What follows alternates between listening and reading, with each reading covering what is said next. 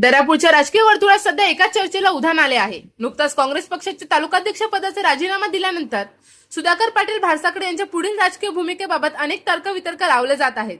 विशेष म्हणजे ती शिवसेना शिंदे गटात प्रवेश करणार असल्याच्या चर्चांनी शहरातील राजकीय वातावरण चांगलेच तापले आहे.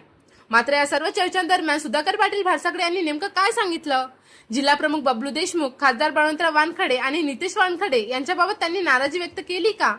आणि शिवसेना प्रवेशाबाबत त्यांनी काय खुलासा केला हे जाणून घेण्यासाठी आम्ही त्यांच्याशी थेट फोनवर संवाद साधला. हॅलो भाऊ, सह्याद्री न्यूज मध्ये तुमचं स्वागत आहे. धन्यवाद. भाऊ, नुकताच तुम्ही काँग्रेस पक्षाचा राजीनामा दिला.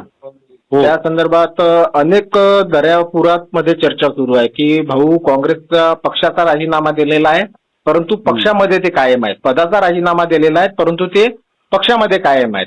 मध्यंतरी अशा चर्चा आहेत की भाऊ शिवसेनेमध्ये प्रवेश करणार आहेत शिंदे गटाच्या. त्याबद्दल काय सांगू शकता भाऊ? कसं आहे सूरज, हा, लोकांचे मतमतांतर असतात. हा. कोणी अंदाज बांधते, त्या अंदाजावर लोक बोलतात.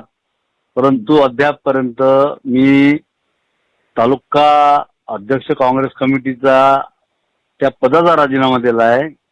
काँग्रेस पक्षाचा सदस्य म्हणून मी आजही कायम आहे आणि सध्या काँग्रेसमध्ये आहे. बरोबर.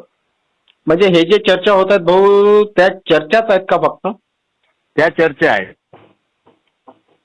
त्याला कुठलाही आधार नाही आहे सध्याच्या तरी परिस्थितीमध्ये.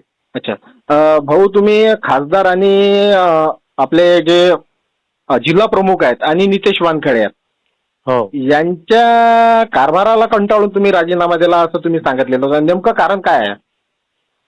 नेमकं कारण म्हणजे आता नुकतेच या 8-10 दिवसामध्ये बऱ्याचशा नियुक्त्या झाल्या तालुक्यामध्ये. हा हा. त्या मला न सांगता, मला न विचारता किंवा मला विश्वासात न घेता परस्पर त्या नियुक्त्या केल्या गेल्या.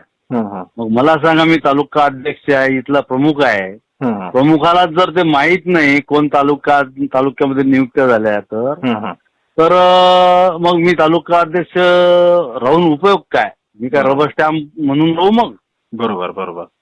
हो भाऊ, आता जे कार्यकर्ते आहेत, काँग्रेसचे कार्यकर्ते, काही समर्थक आहेत, तुमचे भरपूर समर्थक आहेत, हो, त्यांमध्ये थोडी संभ्रमाची स्थिती सुरू आहे.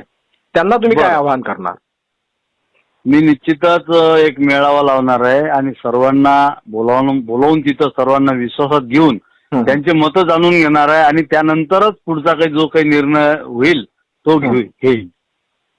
धन्यवाद भाऊ, सह्याद्री माझ्यासोबत बोलल्याबद्दल. हो हो हो.